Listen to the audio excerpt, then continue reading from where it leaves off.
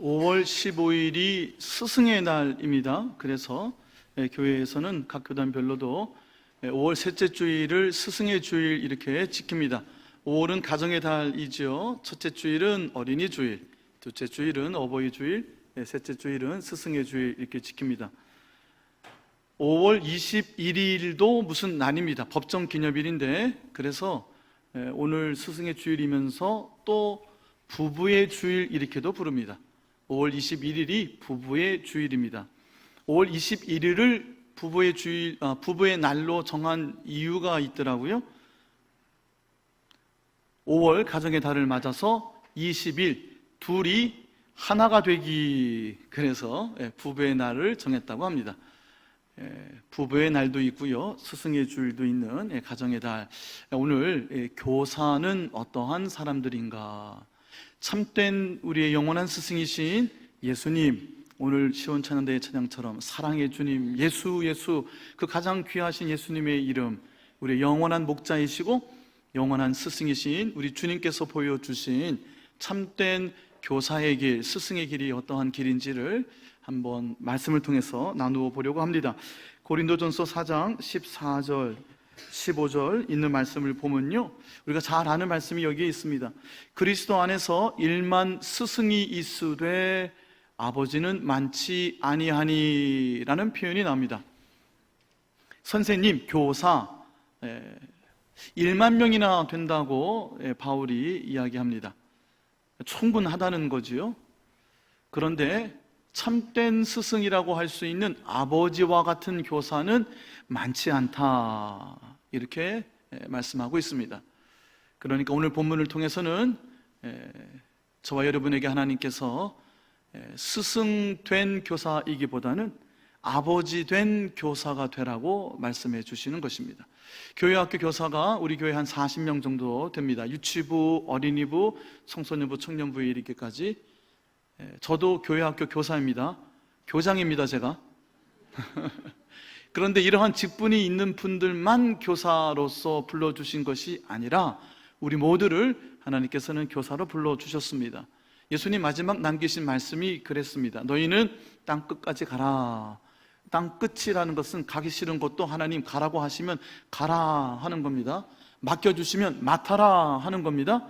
모든 민족을 제자로 삼으라 그랬습니다. 교사만 제자 삼는 게 아니라 저와 여러분 가기 싫은 것도 가라 하고 맡겨주시면 맡아서 제자 삼어라 하신 겁니다. 교사가 되라고 하시는 겁니다. 모든 민족을 했으니 사람 골라가면서 제자 삼을 수도 없고요, 맡겨주시면 그를 제자 삼아야 된다 하셨습니다. 아버지와 아들과 성령의 이름으로 세례를 주고, 즉 그가 예수님을 믿고 주와 그리스도로 고백하고 하나님의 자녀가 되게 하라. 그리고 한 말씀 덧붙이셨습니다. 내가 분부한 모든 것을, 예수님의 말씀을 가르쳐 지키게 하라. 그러니까 우리 교회 40명만 이 말씀 듣는 게 아니라 우리 모두가 다 이 말씀을 들어야 되는 것입니다. 우리는 다 교사로 부르심을 받은 것입니다. 교회학교 교사의 직분을 가지고 있지 않다 하더라도 우리는 모두를 제자 삼고요, 저들을 예수님의 말씀으로 가르치고 지키도록 해야 하는 교사로서의 사명, 부르심을 받은 것입니다. 그런데 그 교사가 스승으로서가 아니라 아버지로서의 교사가 되라 하셨습니다. 사실은 스승과 교사를 제가 거꾸로 지금 쓰고 있는 겁니다. 스승이라는 표현이 참 더 좋은 표현이죠. 그래서 교사 주일 안 하고 스승의 주일 이렇게 합니다. 그런데 본문에 일만 스승이라고 했으니 제가 그냥 그렇게 스승이라고 표현하는 겁니다. 자, 이 스승과 아버지는 어떻게 다를까요? 먼저 이 스승이라는 말이요, 참 재미있는 말입니다. 파이스라는 말이 헬라어로 어린아이다, 아이다 하는 뜻이고요, 아고고스라는 말이 인도한다, 가르친다, 이끌다 하는 뜻입니다. 그래서 파이다고고스 그러면 가르치는 사람, 여기서 1만 스승이라고 할 때 1만 명이나 되는 충분한 숫자의 파이다고고스는 있으되 라는 뜻입니다. 파이다고고스는 어떤 사람이었냐면요, 로마 시대는요, 수많은 나라가 로마의 속국이 되었습니다. 그 나라에서는 지위를 가지고 학식이 있고 꽤 괜찮은 교양인이었는데 어느 날 갑자기 하루아침에 나라가 망했습니다. 그래서 로마의 속국이 되고, 그래서 노예가 됩니다. 그렇게 된 사람들 중에 자신의 어린 아들을, 아이고 옛날에는 딸은 교육을 안 시켰나 봅니다. 아들들만 한 6세 되는 아이들, 그때부터 16세가 될 때까지, 16세가 지나면 성인이 되고요, 16세가 될 때까지 노복, 즉 노예 중에 맡길 만한 사람을 한 명 세워서 후견인으로 세웠습니다. 그래서 영어 성경에 이 파이다고고스라는 표현을 가디언이라고 번역한 영어 성경도 있고요, 어떤 때는 뭐 튜터 또는 티처 이렇게 번역을 하는데요, 가디언이라고 번역한 이유가 그래서입니다. 후견인, 보모의 역할을 했습니다. 아이가 어리니까요, 아이 손 붙잡고 학교도 같이 가고 끝나면 하교도 같이 했고요, 부모님은 아이의 교육에서 손을 떼고 이 후견인 한 사람을 세워서 그가 전적으로 어떻게 예의범절을 갖추어야 되는지, 어떻게 공공질서를 지켜야 되는지 하는 가장 기초적인 교육을, 초등교육을 이 노예들이 도맡아서 했습니다. 그래서 어떤 분은요, 한국말로 이 파이다고고스를 교복 이렇게도 번역하시는 분이 있더라고요. 노복이다, 노복인데 가르치는 노복이다, 이렇게 번역하기도 합니다. 자, 성경에 이 파이다고고스를 갈라디아서는요 이렇게 번역합니다. 여러분이 잘 아시는 표현입니다. 몽학선생이라고 여러분 들어보셨습니까? 이전에 우리 성경에는 몽학선생이라고 표현했습니다. 율법을 비유할 때 이 몽학선생에 비유했습니다. 여기서 학은 가르친다, 배운다 하는 뜻이고요, 몽자는요 어리석다 내지는 꿈 몽자가 아니라 어린아이를 지칭하는, 어리다 할 때 쓰는 몽자입니다. 즉 어린아이를 가르치는 초등교사와 같은 역할을 율법이 담당하고 있다 하는 뜻입니다.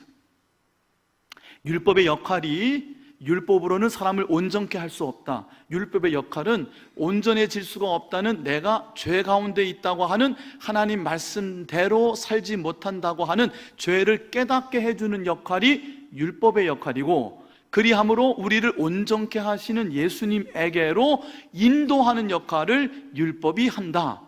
몽학선생의 역할이 16세 성인이 될 때까지 아이의 손을 잡고 이끄는 후견인의 역할을 하는 것처럼, 율법을 통하여 하나님을 알게 되었으나 그 하나님을 온전하게 섬길 수 없는 것을 알게 되고, 그 율법이 예수님에게로 우리를 인도한다. 율법의 역할은 거기까지다 하는 겁니다.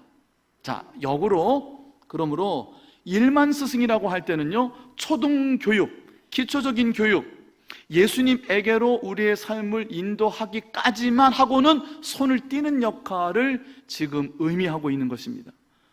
즉 그리스도 안에서 너희에게 일만 스승이 있으되 했으니, 이 일만 스승은 그냥 일반 학교의 선생님을 의미하는 것이 아니라 교회에서의 직분자들을 의미하는 겁니다. 그리스도 안에서의 스승, 즉 그리스도에 대하여, 예수님에 대하여 가르치는 사람이 여기서의 파이다고고스예요. 무슨 말씀인고 하니, 예수님에 대하여 주일학교에서, 청소년부에서, 청년부에서, 또는 장년부에서, 또는 주일 설교를 통해서 교사가, 목사가 가르치는 겁니다. 예수님에 대하여 설명하는 겁니다. 마치 율법이 예수님을 가르치는 것처럼 여기서의 스승이라는 것은 예수님에 대하여 이야기하는 겁니다. 설명해 주는 거예요. 가르쳐 주는 거예요. 여기까지가 스승의 역할이라는 거예요. 이거면 되지 않았을까요? 여기까지면 되는 것 아닌가요? 보통 교사는 여기까지라고 우리가 알고 있지 않습니까? 교회학교 교사는 세상의 지혜를 가르치는 것이 아니라 성경의 지혜, 즉 하나님에 대하여, 하나님을 경외하는 것 가르치고 예수님에 대하여 가르치는 것 아닌가요? 그래하여 하나님에 대하여 가르치고 예수님을 소개하고 성경에 있는 복음을 소개했으면 선생님으로서 교회학교 교사의 역할은 다 한 것이 아닐까요? 그런데 오늘 본문은 그리스도 안에서 그런 역할 하는 사람은 1만 명이나 있으되 했습니다. 충분하다는 거예요. 그런데 그것으로 만족하고 충분할 수가 없다 하는 겁니다. 하나님께서 우리에게 바라시는 것은요, 이러한 스승으로서, 몽학선생으로서, 개역 개정 성경은 그 몽학선생을 초등교사라고 번역을 했습니다. 초등교사. 아이가 커서 성인이 되어 독립할 때까지만 아이의 손잡고 이끌어주는 역할, 그 역할 정도만 감당해서는 안 된다는 겁니다. 그리고 우리에게 부탁하시기를 이러한 스승, 이러한 교사가 되어야 된다 말씀하셨는데, 그 모델이 바로 아버지입니다. 그리스도 안에서 스승은 1만 명이 있으나 아버지는 많지 않다. 즉 저와 여러분이 아버지로서의 교사, 아버지로서의 스승이 되라고 오늘 이 스승의 주를 맞아서 하나님께서 우리에게 요청해 주시는 것입니다. 그 말씀 15절 끝에 이렇게 나와 있죠. 내가 복음으로써 너희를 낳았노라. 아버지는 어떠한 사람이 아버지죠? 자녀가 있어야 아버지죠. 그렇죠? 아들이나 딸이 있어야 됩니다. 자신이 낳은 자식이 아니더라도 가슴으로 낳은 자식이 있으면 아버지이죠. 아버지라고 불러주는 자녀가 있어야 아버지가 되는 것 아니겠어요? 그러니까 교사가 스승이 될 때 어떤 스승이 되어야 되느냐? 자녀가 있는 스승이 되라는 것입니다. 아버지로서의 스승이 되어야 된다 하는 겁니다. 자, 이 아버지로서의 스승, 그냥 예수님에 대하여 말하고 가르치고 저기입니다라고 이끌어주고 인도하는 역할만 하면 그냥 가디언의 역할밖에는 안 된다는 거예요. 몽학선생, 초등교사밖에는 안 된다는 거예요. 그것도 귀한 일이나 거기서 더 나아가 아버지가 되어야 된다. 자, 이 아버지는요, 자녀를 낳는데 육으로 낳는 자녀가 아니라 어떠한 방법으로 이 자녀를 낳았느냐 하면 15절 맨 끝에 내가 복음으로써 너희를 낳았노라 이렇게 되어 있습니다. 복음으로써 쌍시옷입니다. 복음으로써 그러면 자격이고요, 써 그러면 도구격이에요. 방법을 의미하는 거예요. 어떻게 자녀를 낳을 것이냐, 복음이라는 방법을 통하여 나와야 된다. 즉 복음을 가르침으로, 복음을 전함으로, 복음을 듣게 함으로 자녀를 낳을 수 있다 하는 겁니다. 여러분, 교회 안에서, 하나님의 백성 안에서 내가 자녀를 둔 아버지가 되려면, 아버지로서의 교사가 되려면 다른 것 가르쳐 가지고는 안 되는 겁니다. 다른 것 통해서는 절대로 어쩌면 스승은 될 수 있을지 몰라도 아버지로서의 교사는 될 수가 없는 겁니다. 복음이 아니고서는 하나님께서 말씀하시는 자녀를 얻을 수가 없는 것입니다. 자, 자녀를 낳는다, 복음으로 낳는다 하는 것이 어떤 뜻일까요? 요한복음 3장에 보면요, 니고데모라고 하는 아주 훌륭한 사람이 예수님을 한밤중에 찾아옵니다. 그는 산헤드린 공의회의 의원이었습니다. 유대를 다스리는 70인 중에 한 명이었어요. 그가 예수님에게 와서 이렇게 이야기합니다. 우리가 보건대, 자기가 아니고요, 우리라고 그랬어요. 그러니까 니고데모 같은 유대의 원로들, 유대의 지도자들 중에는 예수님을 인정하는 사람들이 꽤 있었던 겁니다. 대표로 니고데모가 예수님에게 왔습니다. 그리고 예수님을 라비어 이렇게 부릅니다. 라비란 말은 선생님이요 이렇게 부르는 거예요. 그 당시에 스승은 많았습니다. 그 당시 유대에 스승이 1만 명까지 있었는지는 모르겠으나 아마 그렇게는 없었겠죠. 한 1000명쯤 있었다고 합시다. 당신도 이 1000 스승 중에 하나인 랍비가 아니겠습니까? 선생님이요 라고 불렀어요. 그런데 거기에 하나 더 붙입니다. 랍비요, 당신의 행적을 보건대, 당신의 삶을 보건대 당신은 그냥 랍비가 아니라 하나님께로부터 오는 선생인 줄을 우리가 알 것 같습니다. 그냥 선생이 아니라 당신은 뭔가 범상한, 다른 일반 스승과는 다른 파이다 고고 초등교사 정도의 선생님이 아니라 뭔가 다른 하나님께로부터 오시는 랍비 선생인 것 같습니다. 그리고 질문을 시작합니다. 요한복음에는 그 질문이 생략되어 있으나 같은 공간복음에는 질문이 들어있어요. 내가 어떻게 하여야 영생을 얻겠습니까? 라고 묻습니다. 영원한 생명은 이겁니다. 죽음이라고 하는 인간이 극복해낼 수 없는 최종의 마지막 관문, 가장 힘이 센 존재, 모든 것을 파멸시키고 소멸시켜버리고 무로 돌려버리고 많은 죽음, 그것을 어떻게 극복할 수 있겠습니까? 영원한 생명이라는 것은 죽음 이외에도 우리의 생명이 이어질 수 있겠습니까? 이어진다면 어떠한 생명이겠습니까? 라고 여쭙는 거예요. 그것을 그 당시 유대인들의 질문으로 환원해 보면 이런 질문이었어요. 어떻게 해야 천국을 소유하겠습니까? 어떻게 해야 하늘나라 가겠습니까? 요즘의 언어로 치환해 보면 어떻게 해야 행복하겠습니까? 라고 여쭤본 겁니다. 선생님이요, 아니 하나님께로부터 오시는 선생님이요, 당신은 참 스승이신 것 같은데 한 가지만 여쭈어 보겠습니다. 나의 궁극적인 질문, 우리 모두의 궁극적인 질문, 어떻게 해야 행복할까요? 라고 물은 겁니다. 예수님께 여쭈어 본 겁니다. 예수님이 어떻게 대답하셨죠? 사람이 거듭나야 된다. 이게 무슨 동문서답입니까? 어떻게 해야 행복한 삶을 살겠습니까? 어떻게 해야 죽음을 극복하는 영원한 생명을 얻겠습니까? 어떻게 해야 하나님 나라, 하늘나라를 경험할 수 있겠습니까? 무엇이 참된 인생입니까? 무엇이 진리입니까? 여쭈어 봤는데 예수님께서 사람이 거듭나지 않고서는 해버리셨어요. 무슨 뜻이죠? 사람이 어떻게 두 번 태어납니까? 니고데모가 내가 이렇게 늙었는데 어떻게 어미 배에 다시 들어갈 수 있겠습니까? 했습니다. 그러니 예수님은 이렇게 대답하신 겁니다. 인간은 할 수가 없다는 거예요. 다시 태어나지 않고는 인간은 스스로 행복해질 수 없다는 거예요. 사람은 영원한 생명을 소유할 수 없다는 거예요. 어떻게 해야 영생을 소유할 수 있겠습니까? 어떻게 해야 죽음을 극복할 수 있겠습니까? 인간은 안 된다라고 말씀하신 거예요. 너 두 번 태어나야 된다 말씀하신 거예요. 어떻게 두 번 태어나야 되죠? 물을 수밖에 없죠. 예수님이 이렇게 대답하세요. 육으로 난 것은 육이요, 육신의 몸을 가지고 있다. 내가 그런데 그 육신의 몸이 두 번 태어나야 된다고 이야기하는 것이 아니다. 영으로 난 것은 영이니 그러셨어요. 영의 몸이 있다는 거예요. 육의 몸이 있으니 영의 몸이 있다 말씀하시고, 영혼이, 속사람이, 나 자신이, 나의 참된 자아가 다시 태어나야 된다라고 말씀하셨어요. 그리고 그것이 성령으로 태어나는 것이다 라고도 말씀하셨어요. 그리고 이렇게 비유하십니다. 지금 바람이 불지 않느냐? 예, 바람이 부는데요, 이 바람이 어디서 와서 어디로 가는지 우리는 모르지 않느냐? 눈에 보이느냐? 보이지 않지. 그러나 바람이 느껴지지 않느냐? 바람이 네 실제로 내가 체험되는 것처럼 영으로, 성령으로 태어난 자도 이와 같이 실제라고 말씀해 주시는 거예요. 육으로 태어난 육의 몸만 눈에 보이는 리얼리티, 현실이 아니라 영으로 태어난 영의 몸도 바람이 마치 눈에 보이지 않지만 어디서 와서 어디로 가는지 알지 못하나 실제 하는 것처럼, 분명한 현실인 것처럼 영으로 태어나는 삶도 있다고 말씀해 주시는 거예요. 영으로 다시 태어나지 아니하면 행복해질 수가 없다고 말씀하시는 거예요. 다시 태어난다는 건 이런 겁니다. 하나님의 자녀가 된다는 것은 하나님으로부터 태어난다는 거예요.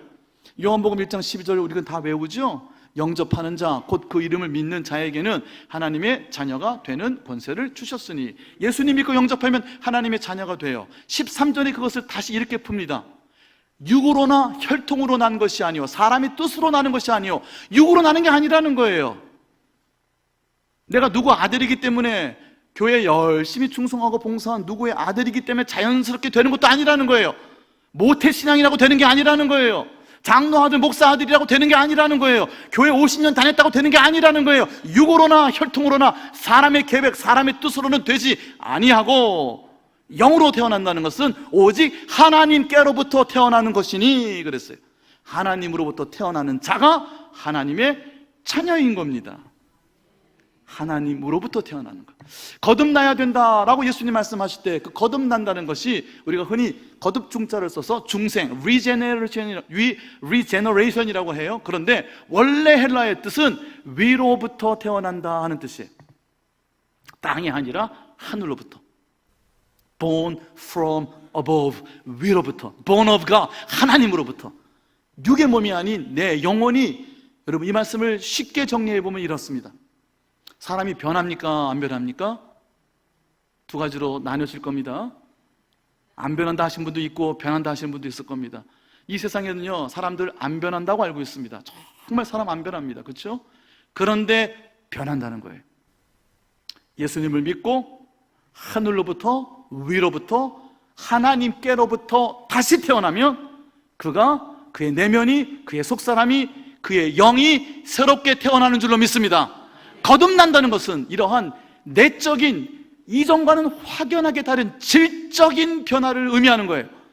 그러므로 예수님에 대하여 파이다고고스, 초등교사가 되어 손잡고 다니면서 가르쳐 줄 수 있습니다. 저기가 길입니다, 저기가 예수님이 있습니다 라고 가르쳐 줄 수는 있으나, 거기까지만 하는 교사가 되지 말고 내가 먼저 예수님 만나고, 내가 먼저 예수님을 믿고 아버지로부터, 하늘로부터 태어나는 거듭나는 내적인 변화를 경험해야만 내가 체험한 그 변화를 누군가에게도 하나님의 자녀가 될 수 있도록 인도해 줄 수 있다는 거예요.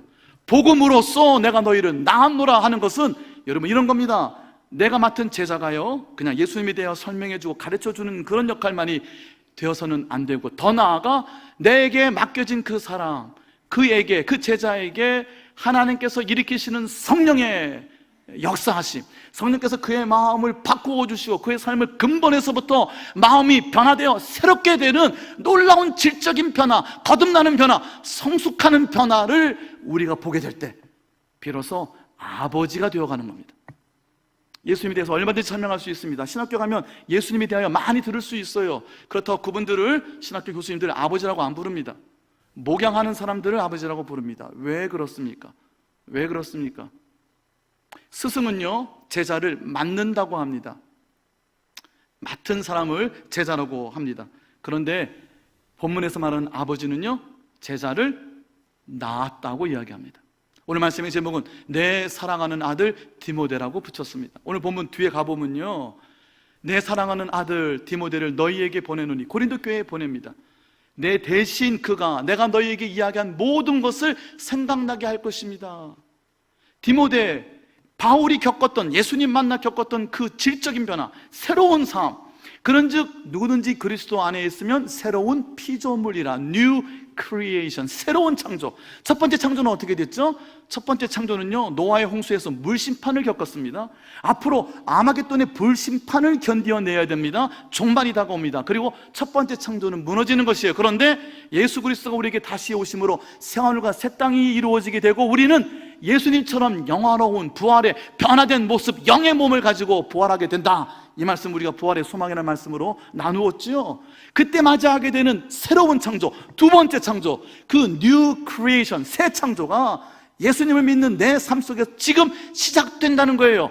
추상적인 얘기 같습니까? 아주 간단합니다. 변할 수 있다는 거예요. 예수 믿으면 변해야 된다는 거예요. 내가 예수 믿고 변했으니 너도, 내 사랑하는 아들아, 너도 변하자는 거예요. 그것은 내가 그를 맡아서 되는 게 아니라 그를 낳을 때만이 가능한 거예요. 선생은요, 몽학 선생은 지식을 부어줍니다. 그런데 아비는 자신을 부어주는 겁니다.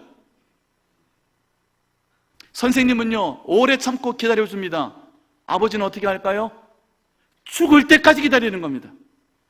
여러분, 오래 참으셨습니까? 오래 기다리셨습니까? 선생님은 참습니다. 그러나 아버지는 죽을 때까지 기다리는 거예요.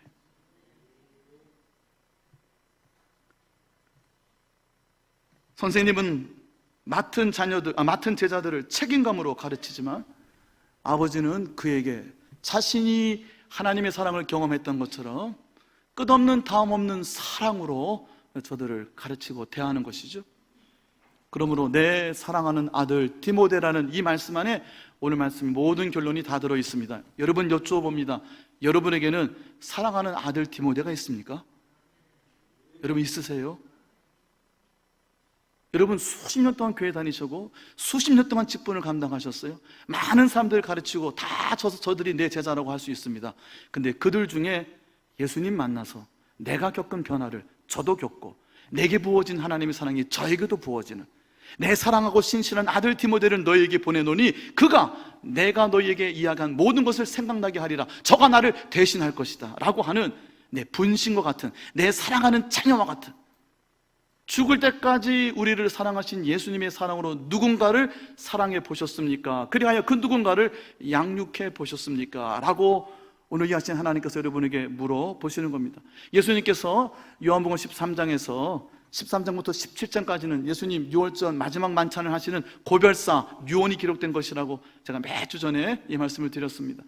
요한복음 13장 1절에 보면 유월절 전에 예수님께서 아버지께로 가셔야 될 때가 이른 줄 아시고 세상에 있는 자기 사람들을 사랑하시되 어떻게 하셨다고요? 끝까지 사랑하시네. 끝까지. 오늘 이 말씀을 오후에도 조금 더 다른 본문 통해서 좀 더 이어가 보려고 하는데요, 끝까지 사랑하시면서 예수님이 실제로 무릎을 굽히고 허리를 굽혀서 더럽고 지저분한 냄새나는 그 제자들의 발을 씻겨 주셨어요. 내가 너희들의 발을 주와 너희의 선생이 되어 너희 발을 씻긴 것처럼 너희도 서로의 발을 씻겨주라 말씀하셨어요. 우리에게 당신의 모든 것을 다 부어주시고 모든 것을 다 흘려주시고 그러하심으로 우리를 끝까지 사랑으로 놓치지 않으셨던 예수님의 그 사랑,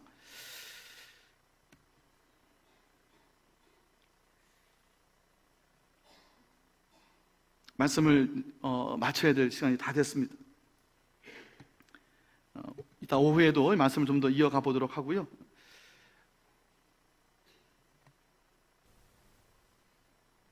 성령으로 낳은 자녀, 내가 낳는 것이 아니라 하나님께서 하시는 겁니다.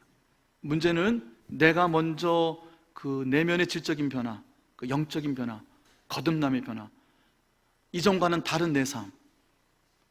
전에는 이러고 이래서 나는 원래 그래 하고 갇혀있던 삶이 아니라 내가 예수님 만나고 내가 하나님 안에서 자녀가 되므로 새로운 삶을, 내 안에 이미 시작된 새하늘과 새 땅을 내 삶 가운데 하나님의 사랑이 부어짐으로, 그 사랑을 나눔으로 내가 영원한 스승 되신 예수님의 유일한 교육 방법, 그것이 바로 사랑이셨어요.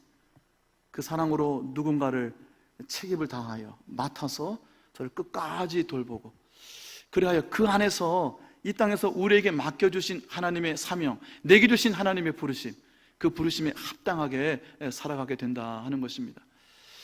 사랑으로 또 인내함으로 마지막까지 우리 주님처럼 사랑하는 자녀들을 여러분의 제자로 삼게 되는 저와 여러분, 복된 우리 공동체 될 수 있기를 예수님의 이름으로 축원해 드립니다. 찬송하겠습니다. 주신 말씀 기억하면서 함께 찬송합니다. 아버지의 마음, 아버지가 되게 하여 주옵소서 하는 찬양입니다. 준비한 예물 함께 하나님께 올려드리도록 하겠습니다.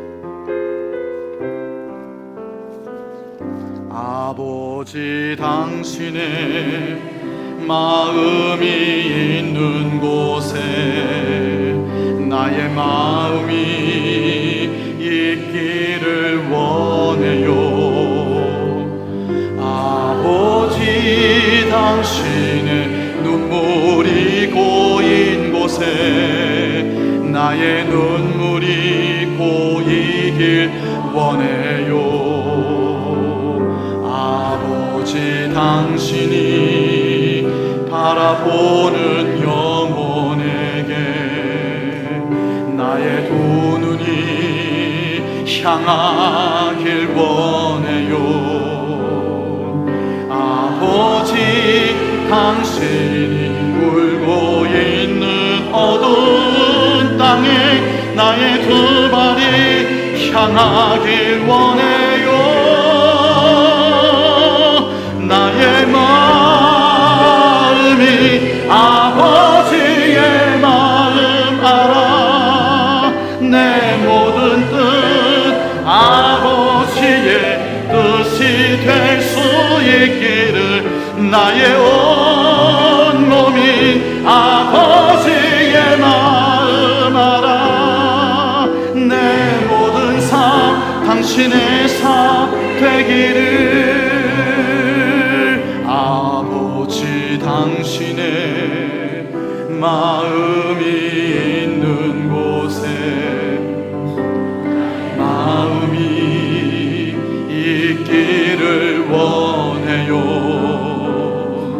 아버지, 당신의 눈물이 고인 곳에 나의 눈물이 고이길 원해요. 우리 자리에서 일어나시겠습니다. 아버지, 당신이 바라보는 영혼에게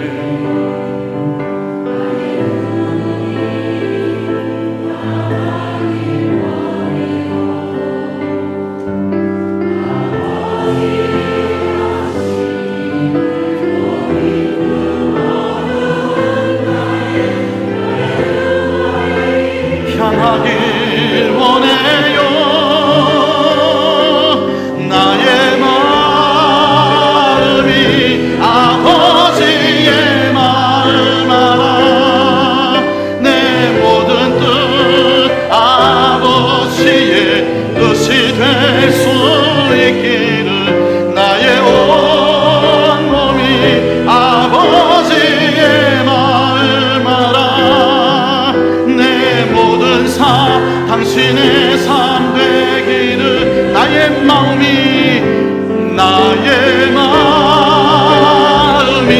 아버지의 마음 알아. 내 모든 뜻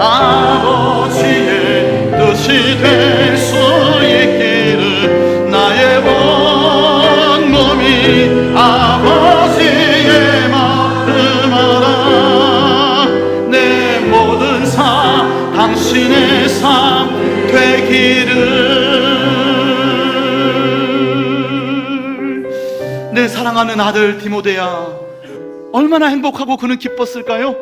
하나님, 내게도 디모데와 같은 자녀를 허락하여 주시옵소서. 아버지가 되게 하여 주옵소서. 복음 안에서 내가 먼저 예수님 만나고 내가 먼저 편하고 성숙하고 성장하게 하여 주셔서 어둠 가운데 그늘진 곳에 있는 영원한 생명 참된 행복을 찾아 헤매는 하나님의 잃어버린 영혼들을 하나님의 자녀로 낳게 되는 놀라운 하나님의 축복을 경험케 하여 주시옵소서. 내 자신을 지식이 아니라 내 사랑을, 내 몸을 끝까지 죽을 때까지 사랑하고 부어줄 수 있는 아버지가 되게 하여 주시옵소서. 예수님, 내 양을 먹이라, 치라, 내 양을 먹이라. 너희가 서로 섬기고 사랑하라 하셨으니, 우리 주님 목양을 부탁하시고 하늘로 가셨으니 우리가 서로 사랑하고 섬기기를, 우리 가운데 놀라운 변화가 일어날 때까지, 성령의 역사가 기름 부어주심이 나타날 때까지 하나님, 내가 내 자신을 던져 내 자신을 버려 주님처럼 사랑이 부어짐으로 우리 가운데 복음으로 새로운 생명들이 태어나게 하여 주시옵시고, 새로운 변화가 우리 가운데 일어나게 하여 주시옵소서. 보라, 이전 것은 지나갔으니 새로운 것이 되었도다. 우리 가운데 새 생명을 창조하여 주시고 성장하는, 변화되는, 성숙하는 우리 예동의 공동체 다 되게 하여 주시옵소서. 열의 하나를 구분합니다. 내게 주신 생명이 하나님의 것으로 고백합니다. 내 것이라고 착오하지 않게 하여 주옵시고, 하나님의 뜻대로 흘려보내는, 베풀고 나누고 섬기는 인생 되게 하여 주셔서 하늘문 열어지는 은혜와 축복을 경험케 하여 주시옵소서. 하다 안 되는 거 다 들고 주님께 나 가지고 나와 올려드립니다. 주님 손에 붙잡히면 축사되어지고 하늘에서 은혜가 되어 다시 쏟아질 줄로 믿사오니, 묶인 것들이 열어지고 풀려지는 하늘의 축복을 덧입게 하여 주시옵소서. 무엇보다도 이 땅에서 그 은혜 가운데 평강의 축복을 누리게 하여 주소서. 서로 중간에 막힌 것들이 없어지게 하여 주시고, 예수님이 그러셨던 것처럼 아낌없이 자신을 나누어주고 사랑을 나누어주는 아버지의 마음을 품게 하여 주옵소서. 드려진 예물마다 장학으로, 구제로, 선교로, 70주년 기념교회 헌금으로, 각양각색의 헌금 드린 모든 것이 저들의 삶에 살아계신 하나님을 경험케 하는 믿음의 고백이 되게 하여 주시옵소서. 우리 주 예수 그리스도의 은혜와 우리 아버지 하나님의 사랑하심과 성령의 기름 부어 주심이 아버지의 마음을 품게 하여 주옵소서. 사랑하는 아들을, 자녀들을 허락하여 주시옵소서. 내 자신과 사랑을 부어 저들이 변화되는 놀라운 하늘의 축복을 경험케 하여 주시옵소서. 소원하며 결단하는 모든 하나님의 사랑하는 자녀들 위해 이제와 영원까지 항상 함께 하여 주옵시기를 간절히 축원하옵나이다. 아멘.